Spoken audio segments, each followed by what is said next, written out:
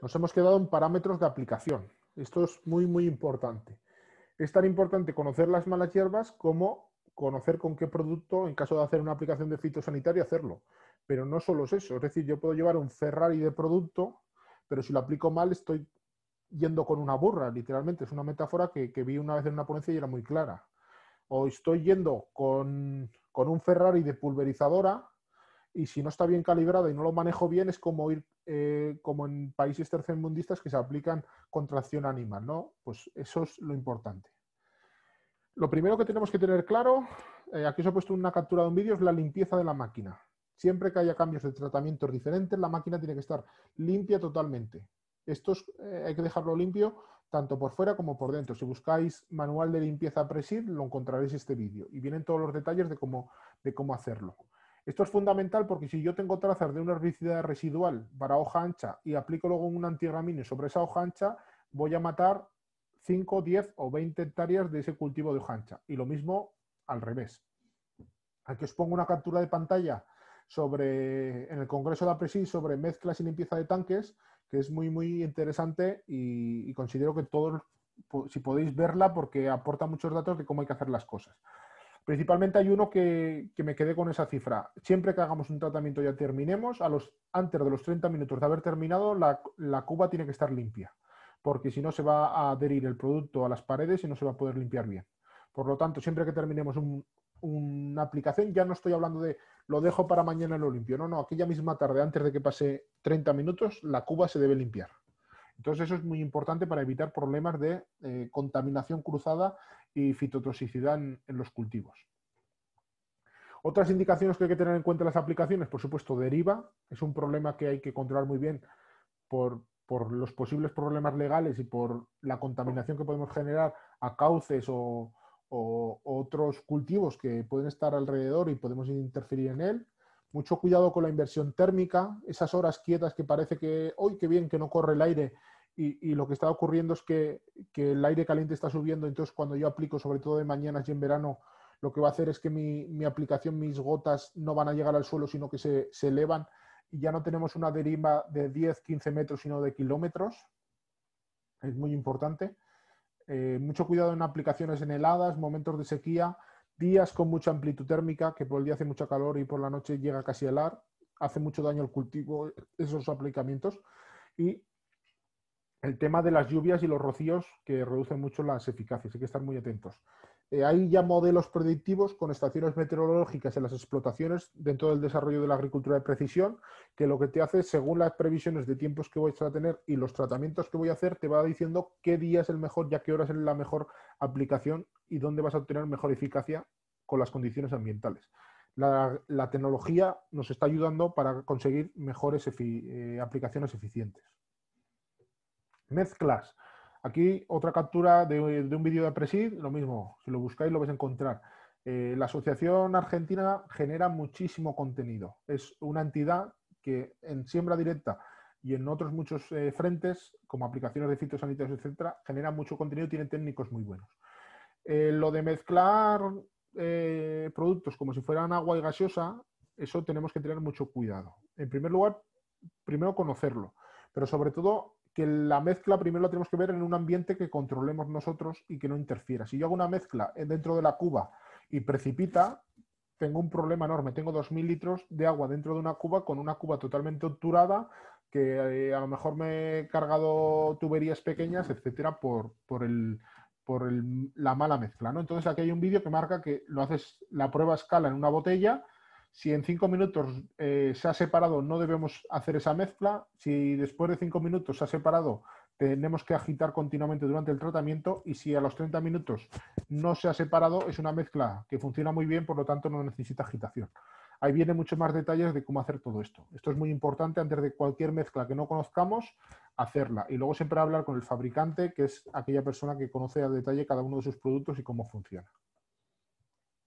Otro punto pero muy importante, pH del caldo, que no se hace casi en ningún momento su control y que desde la asociación llevamos mucho tiempo que es tan importante el producto como la calidad del caldo donde aplico el producto y cómo interfiere el pH de ese caldo en esa materia activa. Estudio de Argentina donde medía la eficacia o la incidencia que tenía el pH del caldo en el glifosato. En el caso del glifosato con pHs altos en torno a 7-8, el 40% de la materia activa era secuestrado por los cationes del calcio que están en suspensión. Por lo tanto, para obtener la máxima eficacia del glifosato e incluso reducir dosis de las que se están gastando ahora, tenemos que bajar el pH del caldo de 3,5 o 4 con correctores de pH. Y esto se lo decimos a todo el mundo. No es que tengas que invertir, gastar más dinero, no, no. El corrector de pH que por hectárea está del orden de 0,5, 0,6 euros por hectárea, bajar ese pH para esa aplicación, lo que estamos consiguiendo es reducir en torno, pasar, ahora veremos, de 3 litros a 2 litros o litro y medio, con una eficacia muy buena. Caso de las sulfonilureas, no tenemos que tocar el pH, lo recomendable es 7,5-8, que es la mayoría de aguas, y el resto, salvo que tengan indicaciones, pues oscilando entre 4 y 6, más o menos un pH de 5, corregirlo un poco. Vale, y ahora ya nos metemos en el tema del control de presiembra, que es en siembra directa es fundamental. Es decir, todo lo que controlamos adecuadamente el día antes, justo antes de sembrar, nos cuesta mucho menos dinero, somos más eficaces y el sistema es más sustentable a largo plazo, porque si no, todo lo que al día siguiente empieza a emerger en ese campo empieza a generar problemas porque tengo que controlar cosas conviviendo con mi cultivo comercial. Lo primero que tenemos que tener claro es qué objetivo busco con el control de presiembra. En este caso, si estoy en un ciclo de invierno en un secano, lo que no puedo pretender es que en septiembre o en octubre o en noviembre controlar aquella flora arbense de verano. No, no. Mi objetivo en esta aplicación es controlar el bromo, el vallico, la bayueca, la vulpia, la amapola, como hemos visto, todas esas malas hierbas del ciclo de invierno y los ricios. Esos son, cuando prepare la receta, esos son mis hierbas objetivo. ¿Qué parámetros tengo que aplicar? En primer lugar, volumen de caldo, en torno, según las velocidades que tenemos aquí en España y demás, 100 litros por hectárea. Todo que subamos de ahí es diluir el producto. El agua tenemos que tener claro que es un mero conductor y por lo tanto con las boquillas, la presión y la velocidad tenemos que jugar, hacer más o menos cobertura según cada momento, pero no diluir en 200, 250 litros ese producto porque cada gota que llega al suelo llega un tercio o la mitad del producto que debería llegar. Eso es muy importante. El pH, como comentaba, podéis tener un pH-metro digital para corregirlo o unas tiras, de tal manera que calculéis la primera vez cuánto producto tenéis que aplicar para bajar hasta 3,5 cada tanque y a partir de ahí os hacéis una anotación exactamente de la cantidad del producto y a partir de ahí el agua no cambia de pH hasta la siguiente campaña, no hace falta que hagáis medidas, ¿no? Entonces ya tenéis un poco la referencia y buscáis un poco los colores. Lo de las tiras en cualquier ferretería los encontraréis y si no por 40 o 50 euros podéis tener algunos digitales.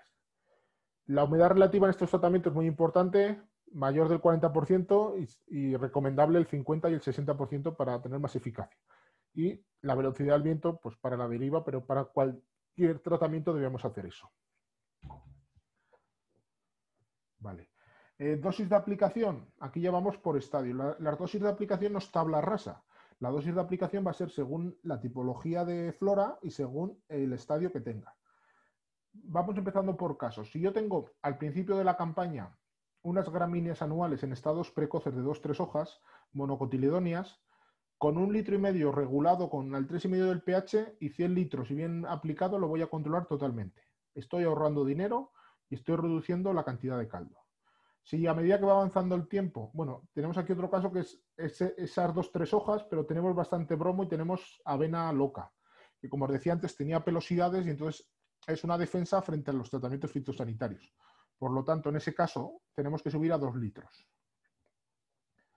En el caso de que tengamos gramíneas anuales, pero ya en estados mucho más avanzados, en ahijamiento, entonces ya en ese punto deberemos subir en torno a los 3 litros de aplicación. Todas las referencias que hablo es de riqueza del 36, aquí tenéis los gramos de materia activa que lo podéis calcular para cada una de las riquezas, como puede ser 48 o 72. Vale, perdón. Y aquí ya tenemos diferentes supuestos que es combinación de monocotiledonias con dicotiledonias en el control. Si yo tengo esas hierbas precoces, tanto monocotiledonias como dicotiledonias, la primera idea es decir, pues mira, le aplico un poco de glifosato y le aplico un poco de 2,4-D, una chorradita para complementar. Lo primero que tengo que tener claro es el precio. El litro de glifosato está en torno de 3 euros, 3 euros y 3,25, mientras que el 2,4-D, que está autorizado en este caso, está en torno de 8 euros el litro.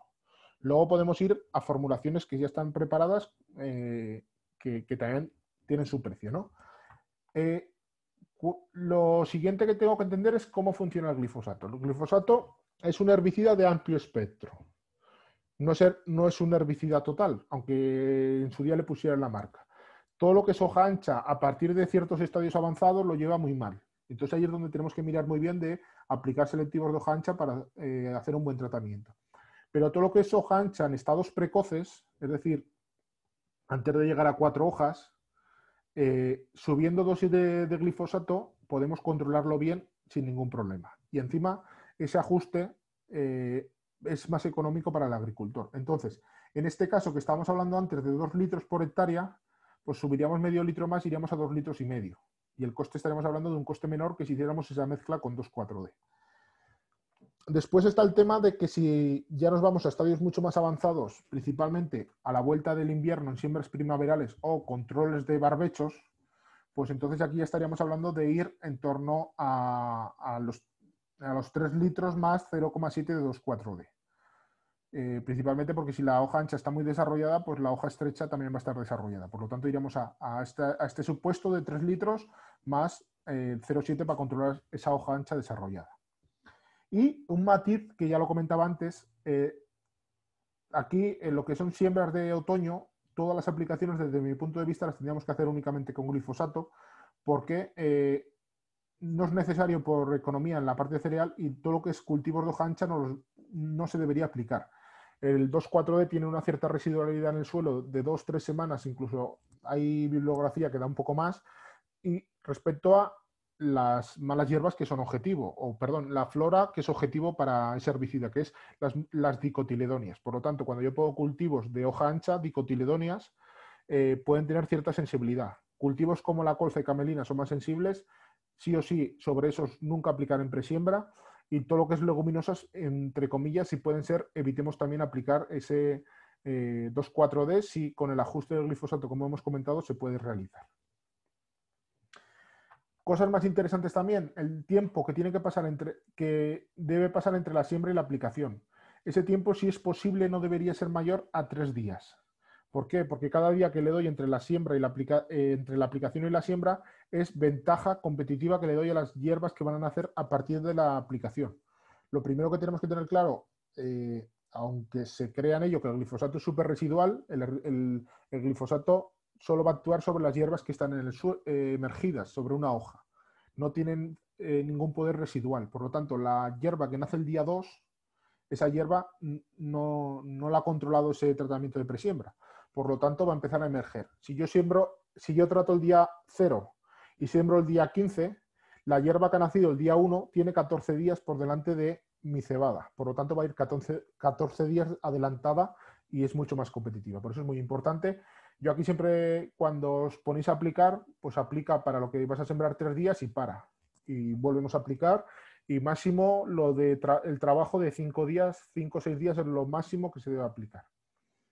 Infestaciones de ricio, que hablamos ayer, cuando tengo un manto muy verde que me puede generar una fitotoxicidad, porque se va a descomponer muy rápido, lo adecuado es controlarlo, dejarlo que se descomponga en el suelo y a las 4 semanas volver, si ha vuelto a emerger algo, hacer un pequeño control de lo que ha emergido y volver a sembrar. Pero sembrando ya con tiempo pasado donde el pico de descomposición y esos gases del pico de descomposición hayan desaparecido. Porque si no hay graves afectaciones a los cultivos. Bueno, portaboquillas triple es muy recomendable los pulverizadores, de tal manera que nos vamos adaptando. Si tengo que hacer un tipo de aplicación u otro, las boquillas a cada momento y somos más eficaces. Y el tema de pastoreo extensivo, que hasta ahora no se ha hablado, el pastoreo extensivo con siembra directa es totalmente compatible. Depende del manejo que hagamos del ganado, en el tema de la compactación, en el tema de malas hierbas, en el tema de cualquier aspecto.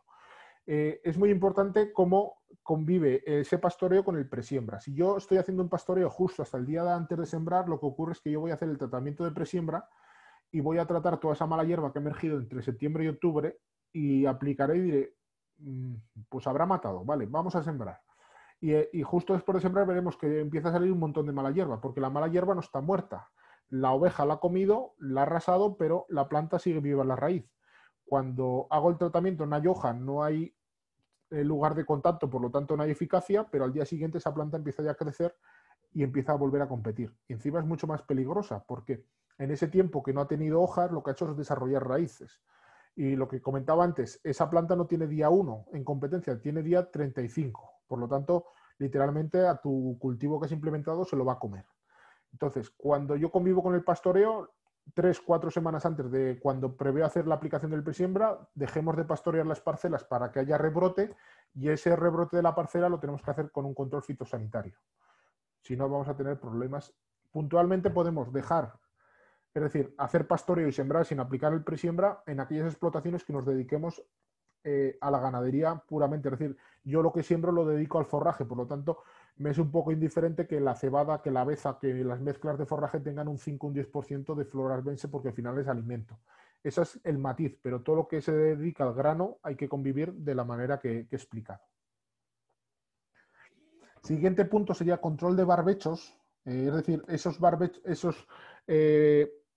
parcelas que no he sembrado nada durante todo el ciclo de invierno, y en el mes de marzo, abril o mayo, según zonas, antes de que tire la semilla hago un control y lo seco. Y controlo todo lo que ha emergido. Lo primero que tenemos que tener claro es la dosis. Bueno, lo primero que tenemos que tener claro es cómo vamos a manejarlo. Ese barbecho, ese cultivo de servicio espontáneo, porque al final es algo espontáneo que me va a generar un servicio, entraremos más en detalle el día de Agricultura Siempre Verde, lo que nos va a generar es lo siguiente, tenemos que conseguir los máximos beneficios, el mejor control de todas esas flora arbense que me está generando problemas cuando pongo cultivos con el menor coste, y también con el menor coste el menor impacto ambiental. Esa estrategia del barbecho químico de cada 2 meses hago un tratamiento fitosanitario y al cabo de todo el barbecho químico sumo todo y me salen 15 litros de glifosato, es una auténtica aberración, por economía y por impacto. ¿Cómo lo tenemos que enfocar? De la siguiente manera. Esa flora arbense que desde el mes de septiembre hasta el mes de abril no me va a molestar. Es decir, ¿cuándo me va a molestar? Cuando me tire la semilla. La premisa es que todo lo que nazca en ese campo no debe tirar la semilla, porque es continuar con el problema. Con esa premisa hay que decir, pues el momento idóneo donde yo consiga que ninguna planta me tire la semilla y que después de ese tratamiento no me vuelva a llover y por lo tanto no me rebrote. Entonces hay que buscar ahí la línea fina para, si puede ser en un único tratamiento, controlarlo todo. Nos ponemos en el caso 1, gramíneas anuales avanzadas y dicotiledonias avanzadas. Por lo tanto, como hemos dicho antes, 3 litros de glifosato más acompañamiento de 0,7 1 litro de 2,4-D, dependiendo de la tipología de hoja ancha que hay en la mezcla que ha nacido y el estadio que tiene. Estamos hablando de un coste en torno a unos 28 euros por hectárea. Y si imaginemos que el final de la primavera, que ojalá sea así, ¿no? Porque al barbecho te molesta, pero los cultivos que han sembrado es beneficioso, te vuelve a seguir lloviendo y vuelve a rebrotar, pues tendrías que hacer un segundo pase, a lo mejor a final de mayo puede ser, según cada zona, a esas parcelas precoces, perdón, a esos rebrotes que ha habido. Como son unos rebrotes mucho más precoces, ya no voy a 3 litros, sino voy a 2 litros, con los que voy a controlar todo, como hemos hablado antes. Y a lo que sumaríamos otros 18 euros al coste total. El objetivo, afinar bien para de un tratamiento controlar todo. Puede ser que alguna vez tengamos que hacer 2, pero lo que no puede ser es que yo trate en noviembre, trate en enero, trate en marzo y trate en mayo, 4 veces. Y es que encima ya no va por costes, es que va contra mí. Como veremos, lo que nos interesa es que todos los meses, hasta que yo haga el control, tenga plantas vivas y eso genere beneficios para el suelo. Nada, estos son comparaciones, pero ya, si no nos va a dar tiempo cosas, que es el cultivo de servicio espontáneo frente a un barbecho tradicional del planteamiento, ¿no?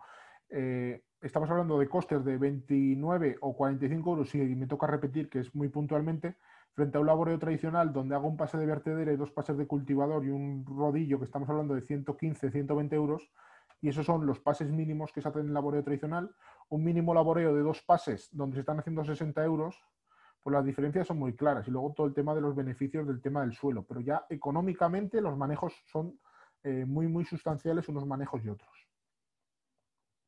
Y luego el caso comparado de ese cultivo servicio espontáneo de lo que hemos hablado, 29 euros, frente a un cultivo servicio sembrado que oscila entre 80 o 105, dependiendo si hago un tratamiento de presiembra de ese cultivo que voy a sembrar para dárselo al suelo, ¿no? Pues hay una diferencia, pero notable de dinero, pero como veíamos al principio, cuando tú haces esa solapación de los beneficios en el diagrama de araña, lo que ves es que el coste es mayor, pero los beneficios en el sistema a largo plazo son mucho más interesantes con el cultivo de servicio. Hay muchos agricultores que entienden que esa diferencia de entorno que pueden 50, 60 euros de más gasto no es una diferencia, no es un gasto, sino es una inversión que me retorna a los próximos años porque estoy fijando nitrógeno, porque tengo mejores cosechas y estoy mejorando el suelo de mis parcelas. Son visiones diferentes, ¿no? Pero para que tengáis un poco números y podéis comparar. Y aquí un poco imágenes, ¿no? Esto es lo que sería un cultivo de servicio espontáneo con poca cobertura antes de sembrar. Este es el que hemos visto del girasol con mucha más cobertura, mucho más beneficioso que este, porque al final este solo me va a generar beneficios agronómicos donde está. Y luego lo secamos. Aquí este sembrado, una beza, avena y mostaza en un secano rabioso de aquí de la zona del Valle del Ebro. Aquí este es de Luis Miguel Arregui, la zona de Navarra, una mayor cantidad de cobertura. Y luego, bueno, cualquier tipo de laboreo sabemos las consecuencias que tiene que no hemos visto estos días, ¿no?